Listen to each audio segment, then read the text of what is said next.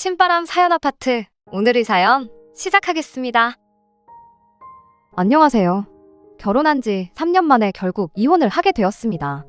주변 사람들은 그 꼴을 3년이나 두고 보고 이혼을 했냐며 뭐라고 하는데, 남편은 시아버지 돌아가신 지 얼마나 되었다고 이혼 이야기를 꺼내냐며 저보고 피도 눈물도 없는 여자라고 뭐라 하네요. 여러분들께서 제 이야기 한번 들어보시고 정말 제가 피도 눈물도 없는 사람인지 한번 알려주세요. 남편과는 연애 결혼을 했습니다. 그렇게 짧은 연애도 아니었기에 결혼식을 올리면서까지도 저는 남편과의 행복한 미래만 그리고 있었어요. 이혼이라는 말은 상상도 못할 만큼 연애하는 내내 저한테 진심으로 다정하기만 한 사람이었죠. 결혼하고 나서도 저에게 잘하는 건 연애할 때와 여전했어요.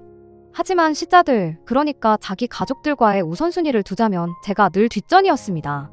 아무튼 남편과 연애를 시작할 당시 저는 세무회계사무소에서 일을 하고 있었습니다. 남편은 저희 회사와 계약관계에 있던 회사의 직원이었고요. 일 관련해서 메일을 주고받던 중 제 실수로 중요한 자료가 한번 누락이 되었던 적이 있었는데, 그걸 바로잡는 과정에서 남편과 메일을 주거니 받거니 하다가 남편을 실제로 만나게 되었습니다. 아무래도 제 실수 때문에 일어난 일이었다 보니 걱정이었는데, 남편이 중간에서 일을 잘 해결해 주어서 덕분에 책임 소재로까지는 번지지 않았고 좋게 잘 넘어가게 되었어요. 고마운 마음에 제가 남편한테 밥 한 번 샀는데, 남자가 얻어먹고 가만히 있으면 쓰겠냐며 또 자연스럽게 다음 만남을 갖게 되었고, 그런 식으로 몇 번 서로 주거니 받거니 만나다가 결국 연애를 시작하게 되었습니다. 그렇게 연애 1년 반을 하고 결혼까지 하게 되었고요. 연애를 시작하고 말해준 사실인데, 사실 남편이 처음 저희 사무소에 찾아온 게 일 처리를 뭐 이따위로 하느냐고 저한테 한마디 하려고 찾아왔던 거였답니다.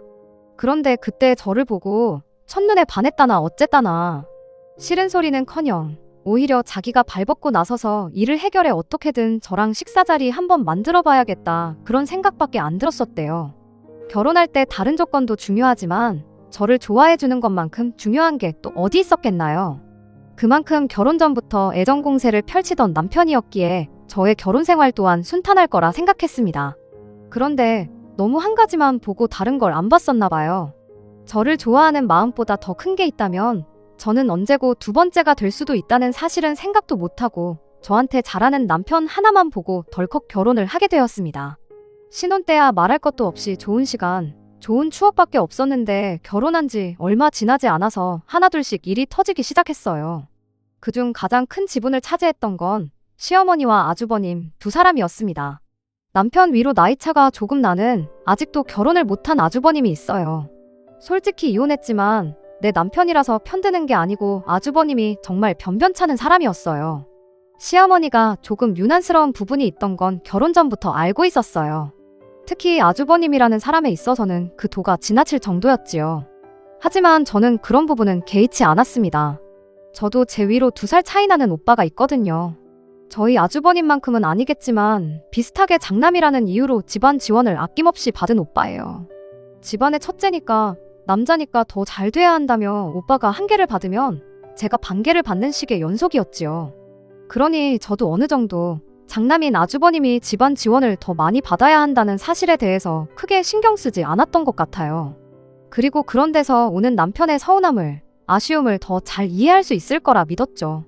결혼하기 전에 시댁에 인사를 드리러 갔을 때의 일이었습니다. 분명히 시어머니는 저와 남편을 앞에 두고 이야기하고 있는데 어느 순간 보면 대화가 아주버님에 대한 자랑으로 넘어가는 시기였지요. 남편 어렸을 때 사진을 보여준다고 가져온 가족 앨범에 아주버님 사진이 100장이 있었다면 남편 사진은 2장 정도가 전부였어요. 나중에 남편한테 왜 가족 사진에 당신 사진만 그렇게 없냐고 물었더니 자기는 사진에 나오는 것보다 사진을 찍는 걸 더 좋아했다며, 그 사진들 전부 다 자기가 좋아서 찍은 거고 그때 가족들과 함께한 순간들은 사진을 찍은 자기가 제일 잘 기억한다며 괜찮다는 투로 말을 하고는 했었죠.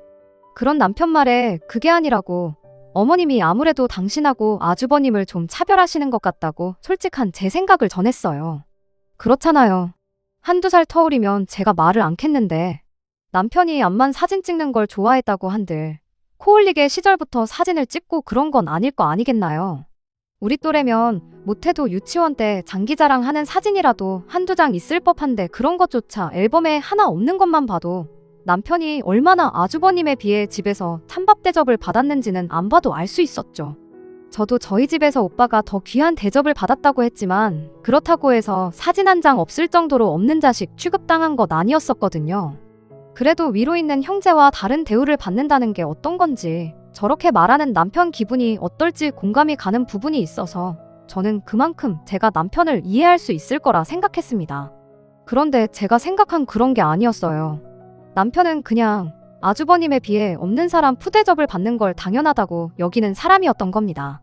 이제 형님 나이도 나이인데 아직 자리도 못 잡고 장가도 못 간 게 신경 쓰여서 그런 말을 꺼내신 거라며 끝까지 시어머니를 두둔하기 바쁠 때 알아봤어야 했는데 그때는 그저 남편이 안쓰럽게 느껴질 따름이었죠. 처음 그렇게 인사를 드리고 나서 더 본격적으로 결혼 이야기가 오갈 때 시어머니를 한 번 더 만났었습니다. 아니나 다를까 시어머니는 저희 면전에 대고 아직 장남이 장가를 안 깠으니 저희 결혼할 때 단 한 푼도 보태주지 못한다는 말을 꺼내왔어요. 저 나이에 장가 보내려면 집이고 뭐고 해줄 게 너무 많아서 얼마가 들어갈지 모르니 니들이 알아서 하라는 말이었죠.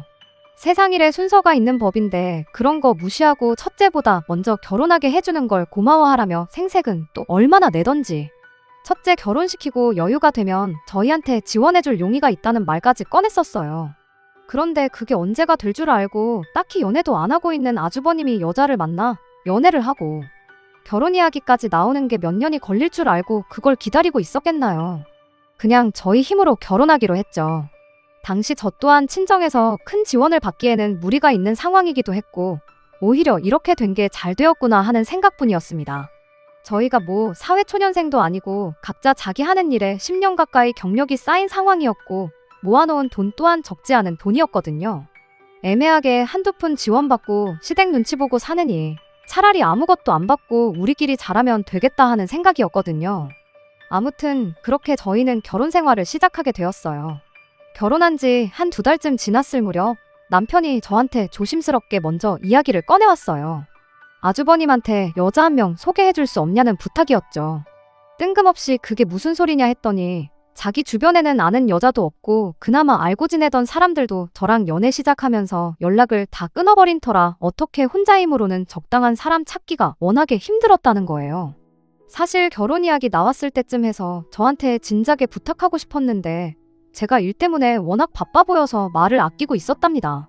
소개시켜주는 거야 그렇다 쳐도 갑자기 연애하는 동안 한 번도 하지 않았던 부탁을 하는 이유가 뭔가 했더니 결혼 전에 시어머니가 첫째가 먼저 가기 전까지 지원은 없을 거라고 했던 게 진짜 형님이 장가 갈 때까지 기다리라고 꺼낸 말이 아니라 사실 시어머니가 은근슬쩍 저희 보고 아주버님 짝을 찾아보라는 말을 돌려서 했던 거였다는 거예요. 꼭 그 만남이 혼인까지 성사가 되지 않더라도 어느 정도 진행이 되는 분위기면 순서 상관없이 저희들한테도 어느 정도 지원해줄 용의가 있던 거였다네요. 주변 사람들이며 누구며 다들 빚을 내서라도 자가로 집을 구하는 요즘 분위기에 전세로 시작한 게 조금 마음에 걸린다느니 어쩐다느니 이참에 아주버님 짝을 찾아주고 결혼 이야기 오가게 될 때쯤 조금이나마 시댁의 지원을 받은 뒤에 전세금 빼가지고 자가로 집을 구하면 어떻겠냐면서 저를 설득해왔죠. 처음에는 저도 아주버님이 그냥 때를 놓쳤을 뿐이지 사람한테 하다가 있다는 걸 전혀 눈치채지 못했던 시기기도 했고 이참에 시어머니한테 그래도 기댈 건 정상적으로 잘 살고 있는 둘째밖에 없다는 인식을 심어주고 싶었던 걸지도 모르겠어요. 때마침 저희 사무실에 기장 맡겨놓은 고객 중에 괜찮은 사람이 생각나더라고요. 일 때문에 이래저래 연락한다고 저랑은 개인적인 친분도 있는 사람이었습니다.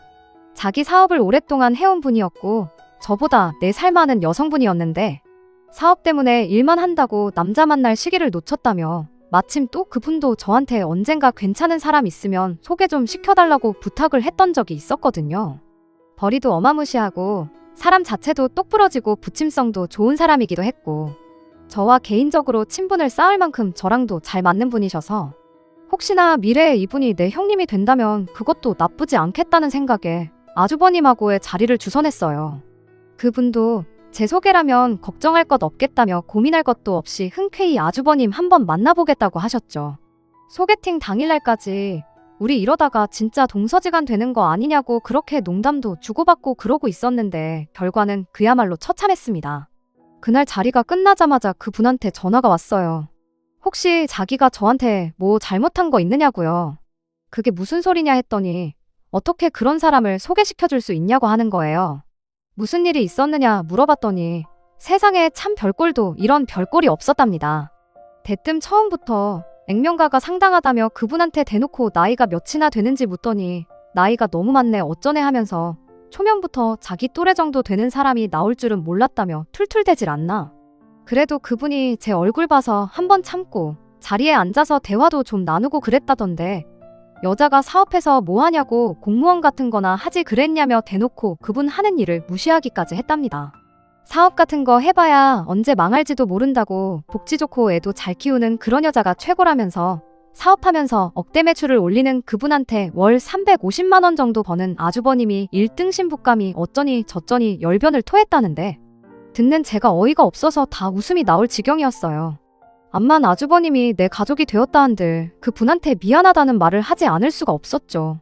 저도 사실 아주버님하고 그렇게 가까운 사이가 아니다. 그런 사람인 줄도 모르고 자리를 만들어서 정말 죄송하다 몇 번을 사과했는지 몰라요. 처음에는 그분도 제가 무슨 괜히 별로 친하지도 않은데 오지랖 부리면서 친한 척하는 자기가 부담스러워서 인연을 끊어내려고 일부러 아주버님을 소개시켜줬나 하는 생각이 들었다 싶었을 정도였답니다. 그래도 워낙에 성격이 좋은 분이셨다 보니 어찌어찌 잘 풀게 되었고 오히려 이 난리를 기점으로 이 언니하고는 정말 친한 사이가 되었습니다. 아주버님 실제 인성이 어떤 사람인지도 알게 되었다 보니 아주버님만 귀하게 여기는 시어머니도 시어머니지만 그냥 조용하고 말이 없는 사람이구나 싶었던 아주버님한테도 알게 모르게 반감이 생기기 시작했죠. 결혼 생활을 하루하루 보냄에 따라 아주버님만 싸고 도는 시어머니가 점점 더 이해가 가질 않았었어요. 남편 말 맞다나 시어머니가 저러는 게 아주버님이 자리를 못 잡아서 결혼을 못해서 두고 보고 있자니 안쓰러워서 그러는 문제가 아니었으니까 말입니다.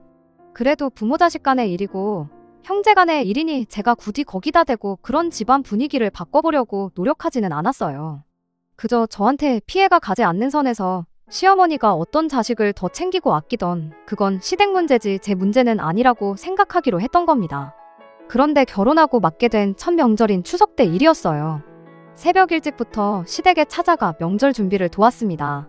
시아버지도 남편도 음식 준비하는 걸 발벗고 나서 도와줬다 보니 그렇게 불만이랄 건 없었어요. 그런데 아주버님이란 인간은 동생 내외가 새벽바람부터 찾아와 그렇게 고생하는데도 일손이나마 도울 생각은 안 하고 그저 연휴 시작했다고 전날 퍼마신 술이 안 깬다며 퍼질러 자는 게 집안 장남의 할 일이었습니다. 아주버님까지 나서서 일을 돕는다는 건 어차피 기대도 안 했던 일이었다 보니 사실 딱히 짜증날 것까지도 없었어요. 그냥 알면 알수록 더욱 더 한심한 사람이구나 그런 생각뿐이었죠. 그런데 문제는 모든 준비가 다 끝나고 식사가 시작되기 전의 일이었습니다. 집안 최고 어른인 시아버지가 버젓이 계시는데도 시어머니는 아주버님이 일어나기 전까지는 먼저 식사하는 건 말도 안 되는 일이라며 온 가족을 밥상머리 앞에 앉혀놓고 벌을 세우고 있었거든요. 술을 얼마나 퍼마신 건지 해가 중천이 될 때까지도 방 밖으로 기어나오지도 못하는 인간을 챙겨주겠다고 새벽바람부터 고생한 사람들 벌을 세우고 있는 시어머니가 이해가 가지 않았습니다. 제가 아침 내내 부산스러운 상황에도 코빼기도 안 비친 사람이 언제 일어날 줄 알고 기다리고 있느냐고 아주버님 건 조금 덜어놓으면 되는 거 아니냐며 먼저 식사를 하자고 말을 꺼냈죠. 아주버님 거 조금씩 챙겨놓겠다고 비어있는 접시를 들자마자 시어머니가 호통을 치면서 제게 말을 했습니다. 집안 가정교육을 어떻게 받았길래 위아래도 없냐면서 성질을 부리시더군요. 항상 집안 어른이 먼저 자리하고 밥 먹는 게 예의인 거 모르냐고 하면서요. 그 말이 끝나기 무섭게 시아버지를 쳐다봤는데 시아버지도 머쓱하셨는지 그대로 고개를 숙이고 제 눈을 피하시더군요.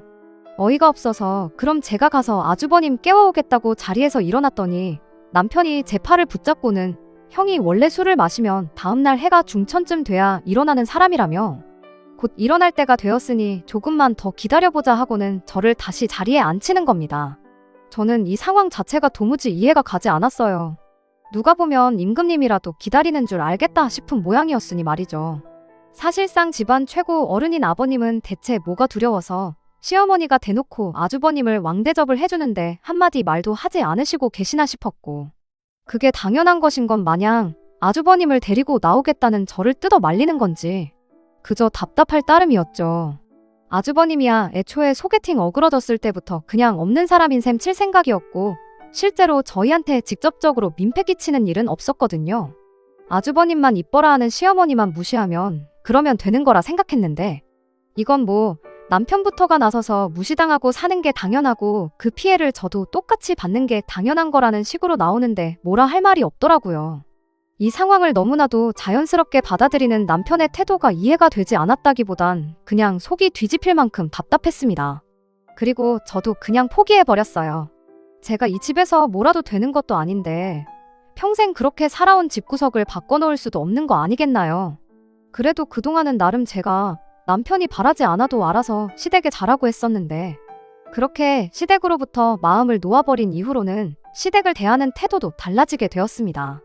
아무리 제가 날고 기어봤자 내 남편은 밤새 술 먹고 뻗어버린 아주버님만도 못한 사람인데 무슨 이유로 제가 나서서 시댁에 잘하고 그랬겠나요? 같이 있어봤자 기분 상할 일만 생기는데요. 그렇게 점점 시댁과의 거리를 벌려가기 시작했던 것 같아요. 그 와중에도 남편은 아주버님 생일이라고 백화점 가서 양복도 사다주고 아주 난리도 아니었어요. 그런 거 보면 또 답답했지만 그렇게라도 해야 시댁과 거리 두고 지내는 남편 마음이 조금이나마 편해질까 그걸 못하게 하지는 않았습니다. 그렇게 결혼 3년차가 시작되던 해에 시아버지께서 돌아가셨어요. 어쩌다 검진차 들렸던 병원에서 간암 판정을 받으셨고 그렇게 바로 병원에 입원을 하셨는데 채 한 달도 안 돼서 운명을 달리하셨습니다. 장례식에서 상주 역할도 결국 저희 남편이 맡게 됐어요. 버젓이 있는 장남을 제치고 말이지요. 시어머니는 장례식엔 며느리가 있어야지 하시며 상주 자리를 저희한테 떠넘겼습니다. 둘째라도 결혼했으니 망정이지 저희 결혼 안 했으면 며느리 없어서 장례식도 못할 뻔 하셨네요. 쓱 가시 있는 한마디 하고 그냥 했습니다. 총무노릇하면서 번거로운 거 알아서 챙길 사람이 필요했던 건지 조문객들 앞에서 며느리가 참 야무지다는 칭찬을 듣고 싶으셨던 건지 아니면 조문객들이 아주버님한테 너는 아직도 장가도 못 갔냐는 말을 안 듣게 해주기 위함이었는지 그 속내는 알 수 없지만 대충 그런 이유겠거니 싶었습니다. 사실 아버님 자체만 두고 본다면 저희한테 크게 나쁘게 했던 적은 없어서 그때는 그냥 자식돌이 며느리돌이 한다는 셈 치고 받아들이기로 했어요. 그런데 바로 그날 시어머니와 아주버님 두 사람에게 동시에 정이 떨어져 버리고 말았습니다. 애도와 위로가 이어졌고 저도 제 나름대로 정신없이 바쁜 하루였어요. 장례식을 몇 번 가본 적이 있던 것도 아니었다 보니 눈칫밥으로 이래저래 행동해야 했었거든요. 그 와중에 저희 부모님도 잠깐 얼굴 비추고 가셨어요. 한참 사람들이 많이 몰릴 때 오셔서 정신이 없던지라 오셨을 때 잠깐 얼굴 뵈었던 게 전부였지요. 그렇게 정신없이 바쁘게 있다가 조문객들 발길이 끊어질 때쯤 난데없이 시어머니가 저한테 짜증을 내기 시작했습니다. 그러더니 저희 친정어머니 욕을 하시더군요. 네가 예의범절도 모르고 그랬던 게 이제 보니 다 니네 엄마 하는 걸 보고 배워서 그런 거구나 하면서요. 저는 그때까지만 해도 저희 어머니께서 조문을 드리다가 무슨 실수라도 하신 건가 싶었는데 그게 아니었어요. 대뜸 시어머니가 저희 어머니가 화장을 하고 왔다는 사실을 가지고 꼬투리를 잡더니 잔소리를 쏟아내기 시작했거든요. 사람이 죽었는데 화장을 할 정신머리가 어디 있어서 꾸미고 오냐고요. 여기가 뭐 미스코리아 선발 대회인 줄 아는 거냐 아니면 뭐 대통령 선거라도 나가는 거냐 하면서 말입니다. 일부러 사람들 많이 몰릴 시간에 온 걸로 봐서 어떻게 손님들 관심 한번 끌어보려고 온 거 아니냐면서 사돈이면 사돈답게 차려오는 게 예의지 이게 무슨 꼴이냐며 입에 개거품을 무는데 순간 뭐라고 대답해야 할지 정말 말도 안 나오더라고요. 장례식장에서 돌아가신 분 앞에서 이런 말이 나올 수 있다는 게 정말 충격적이었고 반대로 이 상황에 시어머니한테 미쳤냐고 한마디 하다니 자리가 자리이니만큼 그런 말을 할 수가 없었어요. 그냥 애써 참았죠. 아버님이 그렇게 한순간에 돌아가셨으니 그 마음을 제가 어떻게 헤아릴 수 있겠냐고 스스로 몇 번을 말했는지 몰라요. 그냥 어디에라도 그 울분을 풀고 싶은데 마침 재수없게 저희 어머니가 눈에 들어왔던 거고 저희 어머니한테 화를 풀 수는 없으니 그걸 딸인 저한테 푸른 거구나. 그렇게 받아들이려고 했지요. 사실 그런 생각을 갖게 된 데에는 시어머니에 대한 안쓰러운 마음보다 그날 같이 자리에 있던 아주버님 때문이 더 컸어요. 상주 노릇이야 시어머니가 억지로 저희한테 떠넘겼다지만 그래도 다른 사람도 아니고 아버지 장례식이잖아요. 장남이라는 인간이 상주 역할은 동생한테 떠넘겨놓고는 장례식 느즈막히 친구들하고 나타나서는 자리를 지킬 생각은 안 하고 구석에 앉아서 친구들하고 술이나 퍼먹고 있었거든요. 그 와중에 장례식장 치고는 편육이 아주 맛집이라면서 삼합으로 먹고 싶다고 안주가 아쉽다고 그런 소리까지 하면서 시어머니가 그 꼴을 보고 얼마나 속이 상했겠나요. 그런데 아들한테 뭐라 한 소리 하자니 자기 얼굴에 침 뱉는 꼴인 것 같고 괜히 그냥 저한테 화풀려다가 그렇게 된 거라 생각하기로 했죠. 하지만 한편으로는 아무리 장남이라도 그렇지 저렇게 무책임하고 상식도 없는 인간을 뭐가 아쉬워서 저렇게 최고라고 떠받들고 사시는지 싶고 그리고 그걸 보고도 그러려니 하는 남편을 보고 있자니 도무지 이해도 안 가고 속만 답답할 노릇이었습니다. 시아버지 장례식이 끝난 뒤 시어머니하고는 한동안 거리를 두고 지냈어요. 그냥 넘어가기로 하긴 했지만 저희 어머니를 두고 한 소리 한 개 응어리져서 그런 것도 있고 시어머니도 시아버지의 빈자리 때문에 상심이 큰 건지 구태여 저희를 먼저 찾거나 하지 않으셨죠. 그런데 사람 마음이란 게 그렇게 차갑게 굴 수만은 없더라고요. 장례식장에서의 일을 생각하면 상종도 하기 싫었지만 연락도 뜸해진 시어머니를 외면하기는 힘들었어요. 남편도 남편 나름대로 걱정이 많아 보였습니다. 한 번은 아주버님한테 연락이 왔었거든요. 어머니가 아주 집에서 꼼짝도 안 하시고 밥도 잘 안 챙겨준다며 앓는 소리를 했는가 봐요. 하기사 아버지 장례식장에서 안주 타령하던 인간이 아버지를 먼저 떠나보낸 어머니를 챙기기나 했겠나요. 결국 그렇게 다시 시댁에 발걸음을 하기 시작했죠. 반찬할 때 조금 넉넉하게 해서 주말이면 그걸 챙겨서 시댁에 가져다 놓고 상황이 여의치 않으면 외식이나 다녀오자며 어머님을 모시고 나가곤 했습니다. 다행히 아주버님은 주말이면 수약속 때문인지 외식 자리에 따라 나오지는 않았었어요. 남편이 틈만 나면 저한테 고맙다고 할 정도로 그렇게 시어머니를 챙겼습니다. 그런데 그 마음이 오래가지는 않았어요. 어느 날이었죠. 평소처럼 넉넉히 해놓은 반찬을 챙겨서 시댁에 갔어요. 그런데 시어머니가 저한테 이러더군요. 너는 네 남편만 입이냐고요. 그게 무슨 소린가 싶어 무슨 말씀이시냐 되물었더니 네 아주버님 것도 챙겨야지 우리 첫째 것도 챙겨야지 하면서 반찬 해가지고 오는 꼴을 보면 순 네 남편 입맛에 맞는 반찬들 뿐이라며 제게 핀잔을 주더군요. 외식을 가자고 할 때도 네 아주버님이 좋아하는 대로 가자고 하면 걔가 그렇게 우리를 피해 다니겠냐고 좋다고 먼저 나서서 같이 시간을 보내지 않겠냐는 소리를 하는 겁니다. 그 와중에도 첫째 생각뿐인 어머님을 보고 있자니 그동안 쌓인 울분이 한 방에 터져버린 것 같아요. 그래서 시어머니한테 한마디 했습니다. 어머님 자식은 어머님이 직접 챙기셔야지 되는 거 아니냐고요. 그랬더니 시어머니가 이렇게 대답하더군요. 아주버님도 당신 배 아파 낳은 똑같은 아들이라고요. 하도 어이가 없어서 그걸 제가 모르겠냐고. 그런데 제가 둘째 아들하고 결혼한 거지 아주버님하고 결혼한 건 아니지 않냐고. 그리고 아주버님이 결혼 못한 것도 제 잘못은 아니지 않느냐고요. 아주버님이 아직도 저러고 있어서 맏며느리 노릇하는 건 불만 없지만 맏며느리 노릇한다고 첫째까지 떠넘기는 건 좀 그렇지 않냐고 그렇게 시어머니한테 대들었어요. 그러자 시어머니가 얼굴색이 확 변하더니 저한테 성질을 내기 시작했습니다. 누가 내 아들 마누라 노릇해달라고 했냐고. 아버님이 돌아가신 지금 이 집안의 최고 어른은 첫째 아니겠냐며. 맏며느리로서 집안 최고 어른을 모시는 건 당연한 도리지 않냐며. 앞으로는 반찬이며 음식이며 해올 때 아주버님 입맛에 맞는 걸로 해오라고 하시더군요. 말은 따로 안 했지만 외식 메뉴도 아주버님이 좋아하는 음식 위주로 가야 하는 건 안 봐도 뻔했죠. 이미 시어머니한테 한 번 대들은 거 암만 역정을 낸다고 한들 더 이상 아쉬울 것도 없어서 시어머니한테 또 한마디 하고 자리에서 일어났어요. 최고 어른이고 뭐고 모르겠고 저한테 있어서 아주버님은 내 남편의 형, 어머님의 아들 그 이상도 그 이하도 아니라고요. 어떤 이유로든 내가 아주버님을 챙겨야 한다면 나는 이 집에 챙겨야 할 사람이 셋이나 된다고 그렇게는 못하겠고 그래야 한다면 그냥 며느리 노릇 그만하겠다. 그렇게 한마디 하고 자리에서 일어났습니다. 집에 돌아오는 길에도 정말 분이 풀리지 않아서 몸이 파르르 떨렸어요. 제가 뭐 1등 며느리 소리를 듣고 싶었던 것도 아니고 현모양처 소리를 듣고 싶었던 것도 아니고 그냥 내 남편의 가족이기에 제가 할 수 있는 최선을 다한 것뿐인데 제 노력이 모자라다고 말을 한다면 차라리 나았을걸. 이젠 대놓고 아주버님을 떠받들어 모시고 살라니. 그렇게 살고 싶지는 않았습니다. 도대체 어디까지 요구를 들어줘야 이 집에서 제대로 된 사람 대접을 받을 수 있는 건지 감조차 오지 않았습니다.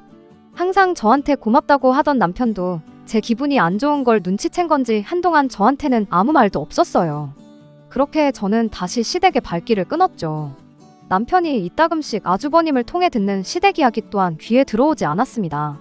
암만 어른이라도 제가 먼저 나서서 숙이고 들어갈 생각도 없었어요. 그렇게 된다면 정말 아주버님을 집안 최고 어른으로 떠받들어 모시고 살게 될 판국이었으니까요. 그런데 그렇게 2달 정도 지나니 남편이 저한테 말을 꺼내오더군요. 그날 어머니한테 그렇게까지 할 필요 있었냐면서요. 그래도 가족인데 이렇게 얼굴 안 보고 지내는 게 어색하고 불편하다면서 자기가 중간에서 다리를 놓아줄 테니 어떻게 잘 풀어보자고 하더군요. 그때 남편이 제 편을 들어주고 어떻게든 시어머니한테 저의 의사를 제대로 전달해준다는 뜻만 보였어도 저도 이혼까지는 하지 않았을 거예요. 그런데 남편은 그래도 어머니가 어른인데 며느리가 사과하는 게 맞지 않냐며 저보고 숙이고 들어가기를 원하더군요. 나보고 당신 오빠까지 떠받들어 모시고 살라는 거냐고 따져 물으니 남편이 대답하길 일단은 말만 그렇게 하고 안 하면 되는 거 아니냐며. 여지껏 우리 결혼 생활하면서 제가 자기 형, 그러니까 아주버님을 제대로 챙긴 적은 사실 없지 않냐고. 그냥 대충 사과만 하고 평소 지내던 대로 지내면 그만인 일 아니냐며 끝까지 저에게 시어머니 앞에 숙이고 들어가기를 강요했어요. 그 말의 순간 숨이 턱 막히더군요. 그 말 한마디에는 수많은 의미가 담겨 있는 거나 마찬가지였으니까요. 나한테는 너보다 내 어머니, 내 형이 더 소중하다. 엄마가 그러는 게 한두 번도 아닌데 며느리로서 네가 좀 이해해라. 따로 형을 챙겨준 적도 없으면서 너무 오버하지 말아라. 결국 이 모든 상황은 전부 제 탓이라는 말이잖아요. 답답해서 남편한테 정신 좀 차리라고 한마디 했어요. 그렇게 사과하게 만든다고 내가 어머님도 챙기고 아주버님도 챙기고 한다고 해서 어머님이 아주버님 대하듯 당신을 대해주겠냐고요. 그랬더니 남편이 어머니가 형을 더 챙기는 건 알고 있다고. 그런데 어쩌겠냐고. 형이 장남이고 우리 집은 아버지 살아계실 때도 훨씬 더 전부터도 그래왔다면서 자기는 이런 게 이미 익숙해서 아무런 문제가 없다는 겁니다. 형님이 좀 부족한 건 맞지만 우리가 볼 때나 한심스러운 거지. 부모 입장에서는 그게 얼마나 걱정스럽겠냐고 그 마음을 이해하라고. 그게 가족 아니겠냐고요. 말인즉슨 이게 우리 집 방식이고 나랑 결혼해서 우리 집 식구가 되었으면 그 방식을 저도 따라야 한다는 거예요. 그제서야 깨달았죠. 이 집구석의 문제도 문제지만 가장 큰 문제는 바로 내 남편한테 있었다는 걸요. 몇 년 늦게 태어났다고 차별받는 건 당연하다 여기는 사람. 가정이 생겼는데도 무시당하고 형을 위해 아내까지 희생시키는 게 맞다고 믿는 사람. 그런 인간 옆에서 있어야 할 이유가 하나도 떠오르지 않았습니다. 그 와중에 남편은 로마에 가면 로마 법을 따라야 한다는 소리 못 들어봤냐며 잘난 척 떠들더라고요. 그래서 남편한테 곧바로 한마디 해줬죠. 로마에 가면 로마 법을 따르라는 말을 배웠을 때 혹시 절이 싫으면 중이 떠난다는 말은 배운 적 없느냐고요. 그 말이 무슨 뜻인지 대번에 이해한 남편이 순간 입을 다물더군요. 그때 말 나온 김에 그냥 이혼을 했어야 했는데 대충 내 속뜻을 이해했을 거라 가볍게 넘긴 저의 실수였습니다. 몇 주 안 지나서 남편이 아예 아주버님을 집으로 데리고 왔거든요. 이 와중에 어머니까지 모시는 건 말도 안 되는 것 같고 일단 아주버님하고 같이 한 집에 살아보면 어떻겠냐는 거예요. 변변찮은 아주버님 때문에 이 사달이 난 걸 알지도 못하는 건지 이 상황을 전부 저와 시어머니의 갈등으로 생각하고 제가 아주버님을 떠받들어 모시고 살면 시어머니가 저를 달리 보고 이 갈등이 해결되리라 생각했던 거죠. 상의도 없이 이게 무슨 짓이냐고 따져 물었더니 남편이 이렇게 대답하더라고요. 가족 좋은 게 뭐냐고요. 저는 지난 3년 남편이 아주버님에 비해 푸대접을 받는 걸 보고 속상해했는데 남편은 오히려 저한테 말하길 너가 형님 그러니까 저희 오빠한테 양보만 하고 사는 게 한이 맺혀서 그런가 본데 우리 가족은 그렇지가 않다며 이렇게 같이 살면서 가족에 대한 개념을 새로 배우는 게 좋아 보인다는 겁니다. 그 말이 이혼을 결심하게 된 결정적인 계기 같아요. 남편은 제 마음을 이해할 생각일랑 전혀 없고 어떻게든 저 또한 자기가 여지껏 해왔듯 아주버님을 위해 시어머니를 위해 똑같이 양보하고 희생해야 한다는 생각밖에 없다는 증거나 마찬가지였죠. 남편으로서 아내인 제 편이 되어주기는커녕 결국 자기가 절절매며 살아온 그 틀을 저한테도 씌우려는 그런 사람이었던 거예요. 그날 저녁 아주버님이 자기 짐이랍시고 싸운 것들을 푸는 동안 저는 방문 틀어 잠그고 제 짐을 챙기기 시작했어요. 그 와중에도 집안 최고 어른인 아주버님 짐 푸는 거 도와준다고 제가 집 나갈 채비를 하는지도 모른 채 저녁 때가 되니 밥 준비 안 하냐는 말에 방문을 열고 뛰쳐나와 이혼하겠다는 말을 꺼냈죠. 남편은 갑자기 그게 무슨 소리냐고 하는 가운데 아주버님이 남편을 보고 한마디 시큰둥하게 꺼내기를, 다른 집 며느리들 보면 딸 노릇도 하고 그러던데 네 마누라는 그런 주변머리도 없어 뵌다고 불난 집에 기름을 들이붓더군요. 짐 싸면서도 우왕좌왕 이혼밖에는 답이 없다는 마음이 90, 그래도 이혼까지는 아니지 않나 하는 마음이 10이었다면 아주버님 그 말 한마디에 정말 이혼 말고는 다른 방법이 없구나 하는 확신이 생겼습니다. 그래서 남편과 아주버님을 향해 한마디 소리쳤죠. 똑같은 아들끼리한테도 이 정도인데 딸까지 있었으면 아주 안 봐도 뻔했겠다고. 나는 내 인생을 희생하면서까지 사람도 못 될 인간 쓰레기를 떠받들 생각은 없다고요.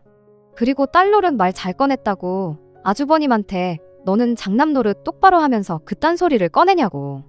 그리고 남편한테도 너는 남편 노릇 제대로 하고 있는 줄 알았냐고. 딸 노릇은 개 풀 뜯어 먹는 소리고 며느리 도리도 며느리 도리지. 이건 딸도 며느리도 아니고 종노릇 아니겠냐고. 내가 종살이 하려고 결혼한 줄 아느냐 한마디 쏘아붙이고 그렇게 그 길로 제 발로 집을 나와버렸습니다. 그 와중에 남편은 이혼하기는 싫었는지 쏜살같이 뛰어나와서 엘리베이터를 따라 타더라고요.